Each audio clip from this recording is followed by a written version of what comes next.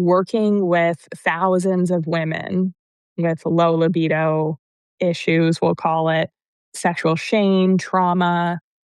Probably 70% of my clients have childhood sexual assault from generally a male family member or a close family friend. I talked about it at first in my early 20s in therapy, but I was like, oh, like it wasn't assault because it wasn't penis in vagina. So that, like, I told myself all those years that all the rest of it did not count because The minimization. to try to stay safe. Hello, Superwomen, and welcome to this episode of the Pleasure Principles podcast. Today we have a special guest, Gwen Levey, viral Nashville rocker and bold storyteller, co-founder of the Rise Above Justice movement. Welcome, Gwen. Thank you for having me. It's nice to be on. I'm so happy to have you. This is a little fangirl moment because I've been following the Rise Above Justice movement for years, liking all of your posts. Oh, awesome. So tell us a little bit about it. Yeah, so it was founded by my friend Zachary Mallory, and we got connected because my song Barefoot and Pregnant is a viral pro-choice anthem. And I had done a press conference in front of the Tennessee State Capitol with one of the Tennessee Threes, Gloria Johnson, and also Senator Charlene Oliver. And it was to bring awareness to the fact that Tennessee didn't have protections in place for contraception. And obviously, as Roe v. Wade was overturned, and this was a couple years ago too now, it did get passed and signed to law. So that was exciting to be like a small part of that. So the news was there, and it was the first time I did a news press conference. And was there this is a podium mic? Yeah. It was, yeah. Yeah. Okay. And I told my story, like my sexual assault story for the first time, that I was a survivor of childhood sexual assault and adult sexual assault. But when I said childhood sexual assault, there was people behind me, they just gasped. And which is wild because unfortunately it is so common. But telling my story, I was very nervous. Like when I look back on that, the audio, it's definitely, again, my first time telling the story. And so that's what connected with me with Zachary. Literally like less than a month since he made Rise Above Justice movement, which started as Survivors for Harris, because this was right before the 2024 election. So this would have been August 2024, and we connected in September 2024. And he followed me from the Survivors for Harris page, which is now Rise Above Justice movement. And it just took off from there. And I gravitated towards it so fast. And I just started making content for the page, and obviously anything we could do to like get Kamala Harris in office because she did advocate for survivors. And we had a historic Zoom call in October 2024 with many, Donald Trump survivors, Harvey Weinstein survivors. We've talked to Epstein survivors. And then also we had Wanda Kagan on, who was Kamala Harris's best friend, that's the whole reason Kamala Harris became a prosecutor, is because she was being, and she's very open about this, molested by her uncle, and ended up, like Kamala Harris, her family ended up taking her in as like a family member. We got to talk to her. So I don't know, just like obviously always has started as survivors, but I think survivors know so much about human rights. Like we've been violated, and we know what it's like to be stripped of something that's out of our control, which is not a great feeling at all, and something I've been dealing with my whole life, just healing from that. And I was 6 years old when this first happened to me, and I didn't talk about it till like my early 20s, and I really didn't really face it till like my later 20s, and now I'm 31. So it's kind of like a constant healing cycle, right? And as we know, healing doesn't happen in a straight line. But I feel so strong. And so that's really what led me to Rise Above. So I became a co-founder, and we have a couple other co-founders. Well, really one, but there's been people have come in and out, but there's been like three of us that have really just stuck there. And yeah, so, it came at a time again too, like, and I haven't talked about this either, but me and my best friend parted ways because we weren't seeing eye to eye on morals. Because like, unfortunately, that's what the election was a lot. It was really about that. Not just politics, but what are your morals? Yeah, and that was really hard. personal Yeah, personal, and so worldviews, beliefs, outlook. Yeah. yeah, just like how human rights, and Mhm. I didn't like that some people were okay throwing other people under the bus just because they thought they were gonna get a little bit more money in their pocket. Like, that's not how I think. And Rise Above literally came into my life, like, the same time that I was having this huge friendship breakup, and I remember Zachary being like, "Well, I'll be your best friend, Gwen," and I don't know, we just, like, really connected, and now Friendship we breakups are they're they're hard. They hard. are so hard, and we don't talk about it. It's devastating. It's a death of a relationship, and when, I know guys are very close, and girls get really, really close too, and man, like, when someone's your ride or die, and it's really heartbreaking, so, yeah, and that's again, Rise Above came into my life at the perfect time, and I just gravitated towards it like water, like, I needed it, and Zachary will say too, like, he needed it too, and it just really, like, almost saved our lives. Just, like, having this purpose, and I always had a purpose with my music, like, my music and activism have always gone hand in hand, but especially when Barefoot and Pregnant came out in 2023, so Rise Above was founded a year after that, and it all made sense, like, it just goes hand in hand, and having those outlets is just so important, and the community too, that, like, we're getting connected to people like you, and then all these amazing people, right? So, yeah, that's really how Rise Above came to be, and me and Zachary, it's been almost 2 years, and we've grown super fast, but also we've actually never met in person. It's all been via Virtual. s Yeah, yeah, and he's having his 30th birthday in August, and I'm hoping to be able to go and see him because he lives in Kansas City. So, yeah. Amazing. Would love if you get to go there. Okay, so you said Yeah. so many things. I wanna circle Yeah. back to a few, and thank you. Love it, and the power of sharing stories and being connected is I can't say enough about that. So, childhood sexual assault. I'm a child sexual assault survivor working with thousands of women with low libido issues, we'll call it, sexual shame, trauma. Probably 70% of my clients have childhood sexual assault from generally a male family member or a close family friend. And I came into this even, and I remember same thing. So I was a little older, probably like 9, 10 Yeah, when it started. And I talked about it at first in my early 20s in therapy, but I right. was like, oh, like it wasn't assault because it wasn't penis in vagina. So that, like, I told myself all those years that all the rest of it did not count The because minimization. to try to stay safe. Same. So I shut it down. And then I remember my therapist sort of suggesting that, that was assault. This, it's not, he was an adult, you were a child, like this wasn't, none of this was okay. And I was like, oh, I'm fine, like nothing, it was nothing.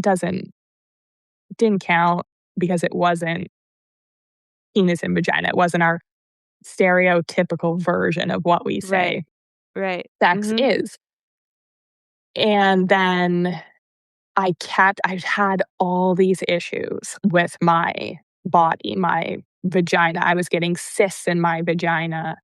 And then that's how I became a naturopathic doctor. And I was helping with all these women's health issues. And sure enough, all of my patients also had childhood trauma. And then our body is kind of speaking and show it with health conditions. And I was getting injections in California and the Mhm. same thing for like in my vagina for these cysts because I didn't want to have another surgery. Yeah, And the doctor like talked about the trauma history, all that kind of stuff. And then I was like, ooh, like I think I really have to deal with that. And I think it was 28 or 29 yeah, at the time. yeah. So just you made a great point about how it happens to so many people, but yet we don't talk about it because so many reasons, including I told myself for almost 2 decades that it wasn't actually assault. Right. Yeah, I mean, same thing, the minimizing that I did my whole life and a way to, I guess, protect myself and my memory, but also I did it to protect my family because I guess for my personal experience, it was like family friends and my neighbors, and I was being babysat at the time by the older sister. And unfortunately, like, we had some gang activity in our neighborhood, and this particular group of people, like these, they were, some of them were, they were kids, but they're older, so they would have known better, you know? They like pulled me into the bushes and molested me. And I just like, again, because of what you said, because it wasn't full on penis and vagina, I was like, "Oh, it's not that bad. It's fine. Whatever." Like, just like completely put in the back of my mind. And they had also threatened me like, "Oh, we'll kill your family and all this stuff if you say If anything." you tell. Yeah, exactly. So this is something that I just buried down really deep inside. But yeah, I had all these issues like, gosh, I mean, that affected me. And also like, talking about libido, and sometimes it would make you really hyperactive, and then sometimes you'd just be really depressed. And I know that, like, for me growing up, I didn't, like, ever wanna see a penis, like, in a vagina or whatever, like, that really, like, the thought of that made me really uncomfortable, and I think, obviously, it had a lot to do with what had happened to me, and also, you talk about body issues. For me, like, I developed this eating disorder, like, food was my comfort, and either I was overeating or I was starving myself. Like, there was, like, no in between for me when it came to food. So, for me, I've had to deal with, like, not only being in the public eye, being a musician and having my weight fluctuate, but dealing with why. What's the why behind this? And everybody's body's different, and I wish I had just, like, not only from the societal impact that's put on women and girls to I look a know, that certain was way. that as soon as you said Yeah. that, I just and then we have society telling Yeah. us how we can look. Yeah, like, in high school, I always wanted to look like Taylor Swift, but she was, like, a size double negative 0, and my body was just not built like that. Like, the lowest I could get down to was, like, 4, or and that was in high school. So I could never do that because that's not the way my body was supposed to be. And then seeing her documentary later, Miss Americana, where she's talking about, well, she was starving herself too, and, her body was supposed to be a size 6, not a size double negative 0, and it's just, like, all these things, right? And so for me, this what happened to me, really, the childhood sexual abuse not only made me feel dirty, like my body, but I was always disconnected from my body, like disassociating. And when I was intimate with someone, it would be the same thing. I would just be like completely, I don't know, I just wouldn't be there fully. I Like, it call was it like, going to my trauma place. So yeah, just the same place that I would go to when I was being touched or molested, like unwanted assault, that same place, that's where I would go. yeah, exactly. And my best friend in college, well, we were really close, and he committed suicide, and it was heartbreaking. And so I was like around 21, and at my boyfriend at the time, like, we would be intimate, and then I would start to have these flashbacks. Mhm. And that's when I was like, that was the first time I ever went to therapy, like, ever. And even then, like, I, not that I didn't take it seriously, but I was 21, I was in college and not fully committed, even though we made progress. Definitely, like, I was able to face some of what had happened, but as you know, with trauma, it gets really blurry and your brain protects itself. And when we interviewed Jess Michaels, who's one of the Epstein survivors, and he raped her when she was 21, around that same age. She said that trauma isn't viewed as, like, sexual trauma isn't viewed as a physical trauma, but it's like, it's actually brain damage. Like, your brain gets damaged. So I've had to do a lot of therapy work, like something called brain spotting, which is similar to EMDR, but it literally heals the part of the brain that was damaged, which is really amazing. But I love neuroplasticity and how much yeah. we can heal. Yeah, it's amazing. I love that you have this podcast because I think it's something that people don't talk about and don't even know is possible. And I mean, I see it in my parents' generation. They're in their 70s and early 70s. And it's like, there's so much they didn't talk about. All this trauma, like something had happened to my grandma when she was young on a train, and she grew up in Nazi Germany in World War II. Like, so there's tons of trauma, but nobody talks about these things. And she had issues, just like in her own relationships or she only had one relationship, but it was just like there's issues. And it wasn't until she was older that I feel like she could start to like express herself. And I think that that's like the repression. And I really Yeah, because it was think, like, if we don't talk about it, then it's not there. Let's just yeah, sweep it under the carpet. But then we have yeah, this like massive lump under the carpet that everyone's kind of tiptoeing over. right. It's And not helping anybody. yeah, and I don't think society can move forward until we address the trauma. Like there's so many different kinds of trauma, but like especially the sexual assault and the sexual assault of children. Like, we're seeing that, right? And I Okay, don't yeah, so let's talk about yeah, this because this is I think we have an opportunity right now with what's going on, provided we're not putting our heads in the sand and ignoring it, and that's like Rise Above Justice Movement, all the other accounts that are putting accurate information out there that people probably aren't getting from other outlets. It's amazing, but speak on that. Speak on like this time right now in the spotlight on childhood sexual assault. yeah, I mean, obviously this was going on before the Epstein files, but like the Epstein files really brings it to light, like just Yeah, how just busted the conversation wide open. yeah, it's how I think our society is so sick in part because of the way this has been allowed to happen, like pedophilia and how children are viewed. I mean, we still have child marriage in like a lot of states here in the United States. And people be like, "Oh, well that's for like when you're 18 wanting to marry like a 16-year-old." And I'm like, "No, like you don't understand. There's still girls getting married to like older men who Yeah, are like 40-year-old men. 30." Yeah, 40, like, in these religious communities in the United States and outside of those too, and people just don't talk about it.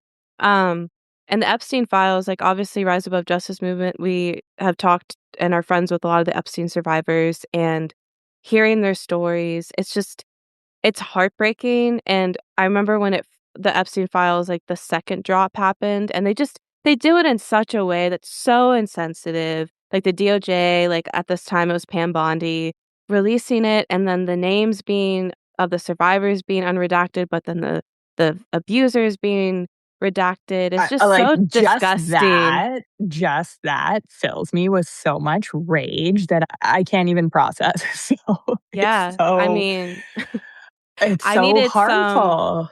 it is, and I needed some emergency therapy sessions because I was so enraged, like you just said, and there was also stuff in there just it's like we shouldn't be surprised, but it was shocking. There's so much in there that I'm like, "How is this real?" And then to find out Pizzagate was actually created by Epstein and his circle to put it on Barack Obama and Michelle Obama, which is how QAnon came about. If you, like, go in and read the files, it's all in these emails, and it's like a game, a joke to them, and they're the ones who started it, and they're the ones doing this stuff. They're the ones having these sex parties with children and doing horrible things, and it's just like it's all there in emails, and nothing has happened, and I just again, like, it as a survivor, we understand that because very few times does justice actually come our way, and it's, again, something we need to address as society or else we're never gonna be able to move forward. And I say that about our country in general, like, there's so many things we have not addressed and, even the way our country was founded on colonization and genocide and so much rape. Like, if we wanna talk about sexual assault, like, so much of that is through colonization and genocide, like, all the sexual assault we're seeing and the various genocides that are still happening around the world, and one obviously in Gaza that we are funding. we're So, literally watching it go on and people aren't talking about it. yeah. Yeah, and Or maybe a little bit at the beginning, but it's like, this is genocide.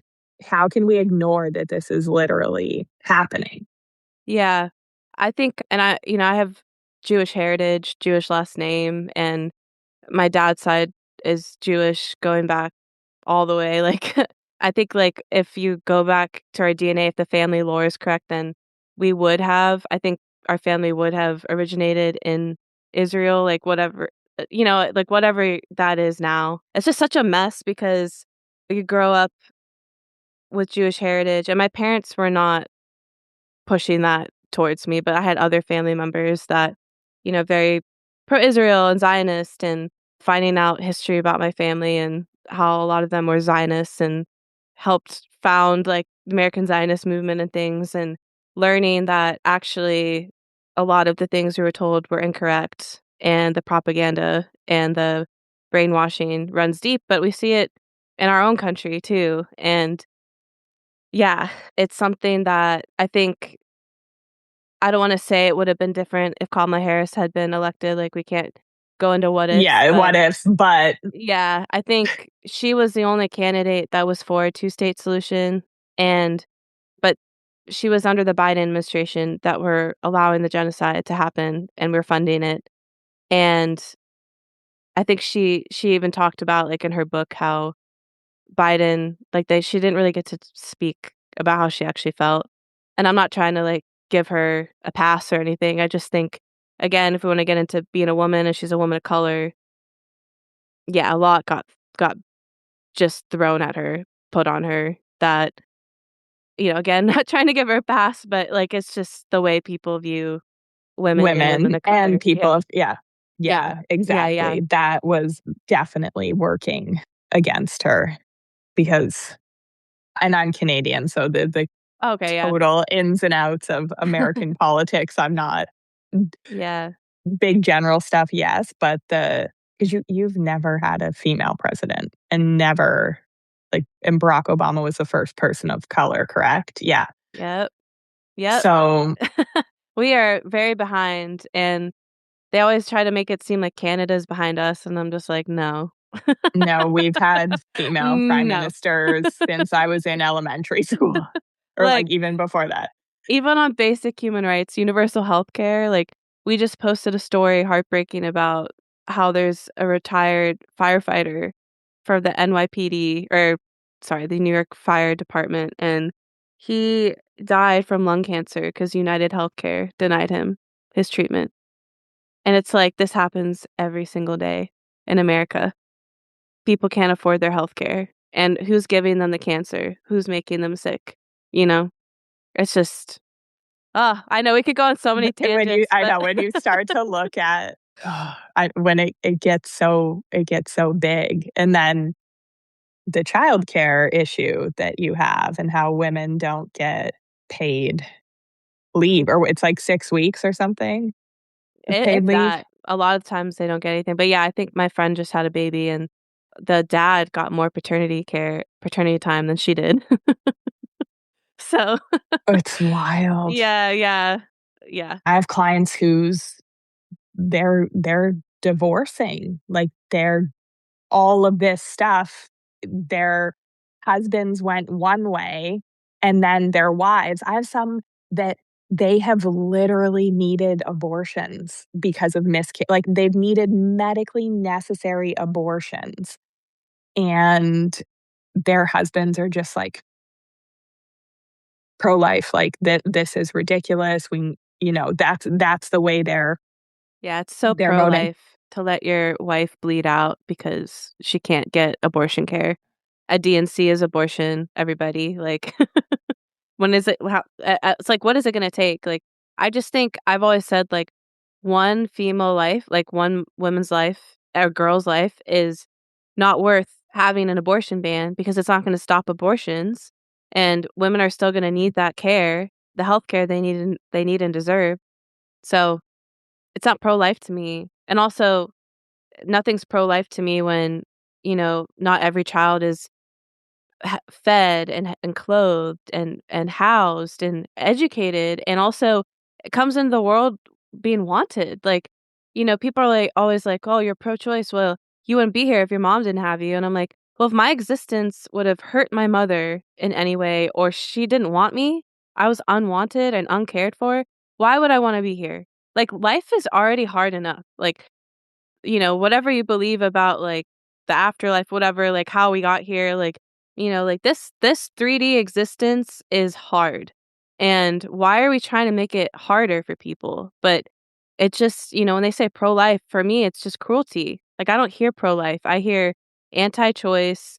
And I don't know if you've ever heard of I've Had It podcast with Jennifer Welch, but she's always, like, talking about how MAGA is an anti-family death cult, like anti-life death cult, because it just feels like that, because it's not for everybody. Like, the rights for me, but not for thee is just Right. like the attitude. So yeah, I just had to And go on a little tangent I about loved pro-life your because tangent. good, good, because it just irks me when I hear pro-life and I'm like, okay, but what is pro-life? Like, what does that mean? And for me, I think the fundamentals of it, and I come at it from a bit of a healthcare slant and a bit of a women's healthcare slant because of Yeah, my education and career and a survivor. yeah, So of course, yeah, I just the thing that I try to impart and the thing that I wish I understood and growing up, I always I always believed that we should have healthcare and we should have supports for people and all of that. I didn't understand the deeper roots until I've gone through what I've gone through. But we're we're not safe until we're all safe. yep, And I think especially um and I can as a white woman, we are so yoked to the problem and we so uphold the patriarchy that we don't hmm, realize how easily it could all be it could all be taken away. And there's this sort of idea that's like, oh, that happens over there. That's or like the Epstein files. There's almost this putting it in a box or yeah, compartmentalizing it, probably to stay safe to instead of disconnect it, accepting the horrors that go on, right? And the disconnection that yeah. we do during an assault or um, because it's easier to believe that those are isolated incidents or it's not true than deal with the reality of holy shit, we have a massive problem here. Or take some fucking accountability and say, I voted for this and I screwed up. Yeah. I Yeah, like, drank the over Kool-Aid yeah, yeah. and Did it and go I messed up. the amount of times I've wanted to text, like, my ex-best friend or whoever and be like, "How are them gas prices treating you?" But I don't do it, of course, but, like, I know, but you like, want to. You just want to I be salty know, for a minute and be 'cause like, you cared I so much about told the you. economy, but you're fine with, Yeah, it's like, how yeah, are your just investments doing? yeah, yeah, and the other thing too, I could have say so much about Roe v. Wade being overturned because Ugh. that was 2022, and as a survivor, obviously, I was like, I know what it's like to be violated, and knowing in Tennessee where I live, there would be these trigger bans that would take effect in 6 weeks that these really out of touch politicians had basically put in place so that if you're no matter the circumstance, I always say, "Oh, protect the life of the mother," but there's still women that have died because the laws are so vague. Yeah, they And the could maternal death rates in your country yeah. is disgusting. It's wild. We're supposed to be the richest country in the world, and we're allowing this. Again, like, it's a way to control, and with Roe v. Wade, it's like, it's so insulting as women that we're told we're not smart enough to make this decision for ourselves. For our own bodies. Yeah, and I And think that when the system is set up to be rigged against you yeah, when you have yeah, a child. right, and then there's men that are like, "Well, men bring the seed of life, like, we carry the sperm, so we create the life," and I'm like, "Y'all literally do less than 1% of the work, the rest is the woman." I'm not saying when like, a child, it's wonderful that they have both parents, like, who whatever the the Yeah, if situation it's looks like. an involved father that Right, right, is. but the physical, like, scientific part of it is the woman, and you don't have a right to just, like, say, "Your body is mine." Like, "You're my incubator." And the other But thing that's what too, it feels like. it does, and it's rape culture because now a man can just walk around and say, "Oh, I like that way that girl looks." Could be a young girl because we still have child marriage here. We still don't protect children in this country. And I'm gonna rape her, and there's nothing she can do about it. She's gonna Right. carry my child. Can't abortion, Yeah, can't say it was rape and get justice that way either. I know. right. Yeah. It's scary. Yeah, and It's I scary. yeah, and so when Roe v. Wade was overturned, not only did I wanna write Barefoot and Pregnant because I was like, "I can't not talk about this," but the immediate feeling, they want people to be having kids in this country, and, I've been with my partner now, Marcus, over 4 years, so I was like, "I don't I'm scared to be intimate."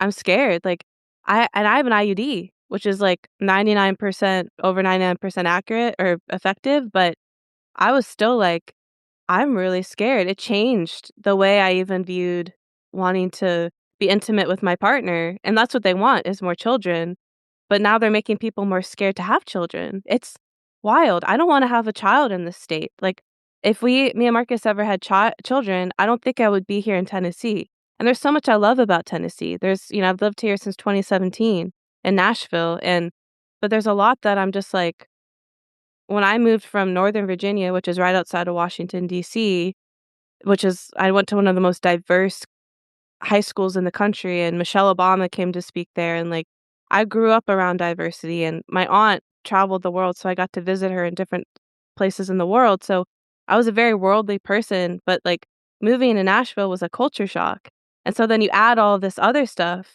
it's just, like, more of a culture shock because, it's just such a it's fascism, like, there's no other way to say it, it's fascism, and Tennessee has been riding that fascist train probably longer than a lot of other states, so Y but that's one of the first things a country does before it becomes fascist. If you look at history, it's they ban abortion.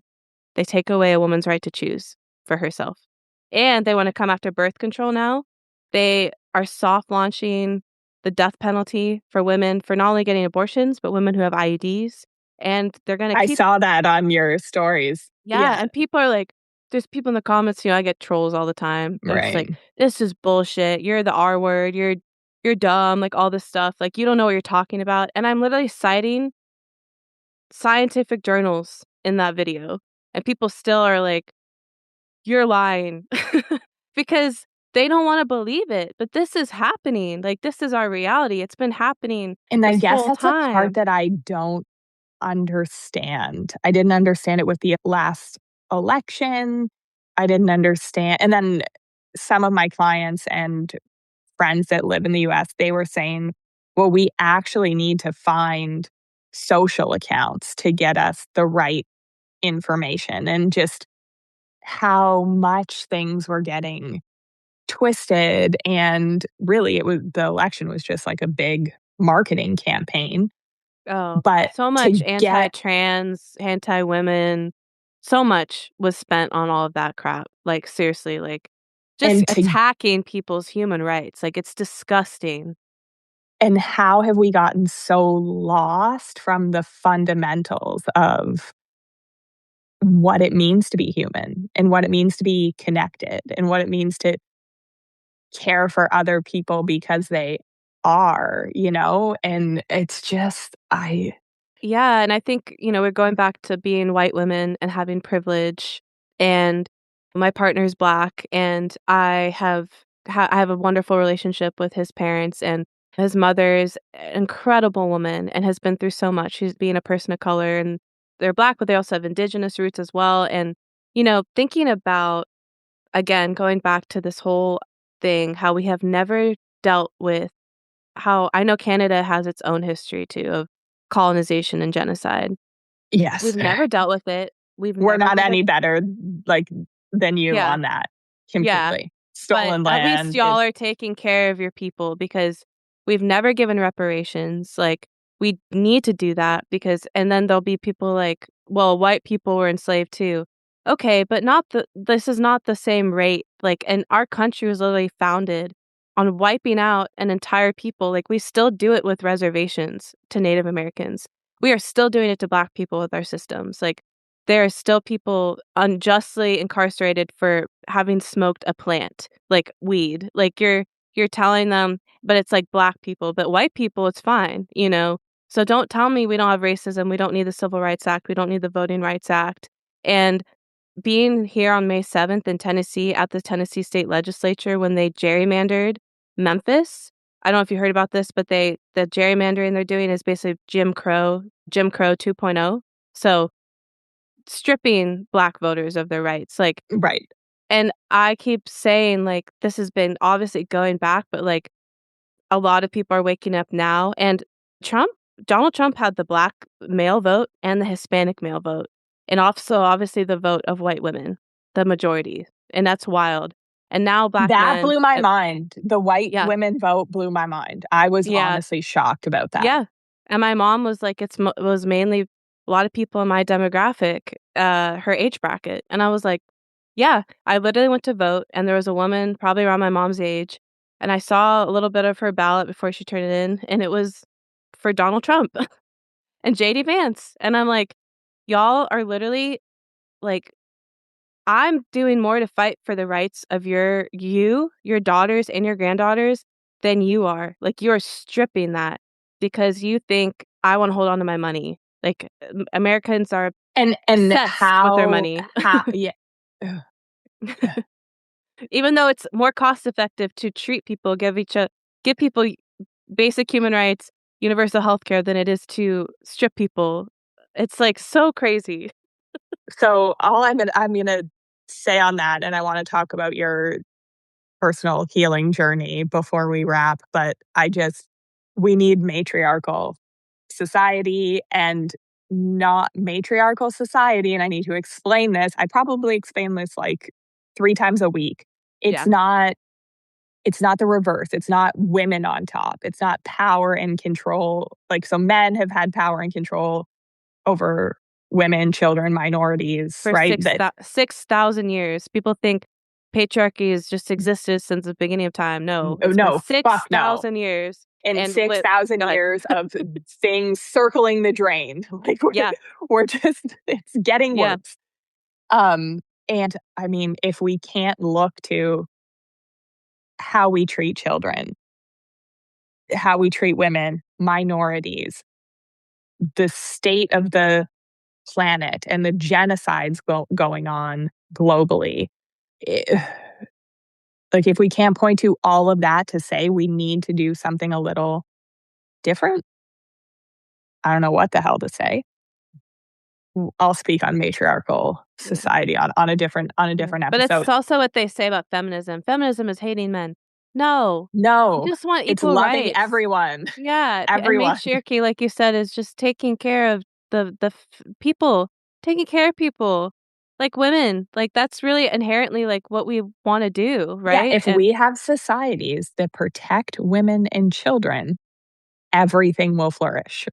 yeah, and we can work together with men. Like, it's not like, wow, men, you're just pushing you all away. Like, it's just let women have a seat at the table. There's no women at the when China and the U.S. all these countries met in China just like met a few weeks ago, and there's no women there, and that was on purpose. They don't want us represented. And also, the last thing I'll say is finding out that only 5% of history has been written about women blows my mind. I'm just like, I wow, didn't even know that. I know. I just learned that. And I'm like, are you kidding? Of course. Of course they've erased us. I mean, look at how we've been written about in religion and all these things, right? So, man, I just It want to deep dive into more female stories because, learning that a lot of women were samurais in Japan, like ancient I times. know, I loved that. That gives me goosebumps right now, I even when you say it. know, It's because 'Cause they're amazing. like, women just took care of the house and, even the cave times, they were the ones doing that. Hell no, I think women have always been there, and also women are the ones who domesticated wolves. they found out that that's probably the likelihood. And I'm like, well, yeah, because dogs and, Of course. yeah. Of course we did. But of course we did. Yeah, Yeah. exactly. And the And way probably said it was his idea. Of course, of course, and it's like, not that men haven't come up with things too, but they've completely diminished the work of women. Like 5%, y'all, 5% of history has been written about women, the history we know today. It's so So, problematic. It's it so is. and I remember learning Canadian history, and I have cousins, like family in New Jersey, and anyways, learning about American history. And it's like 2 different versions of the same events. So, I feel like Y'all get taught differently, we probably. do.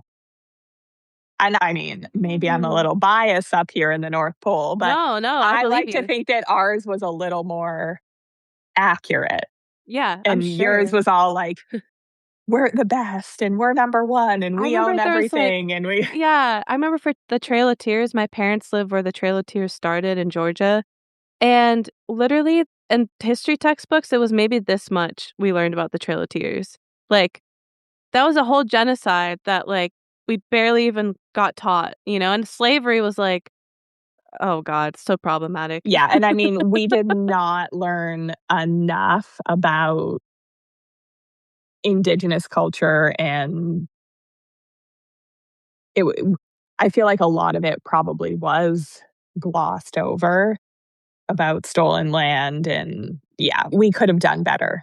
Yeah. We need to do better for sure, but we did learn about residential schools and all of it, and, like, this is how our country was created.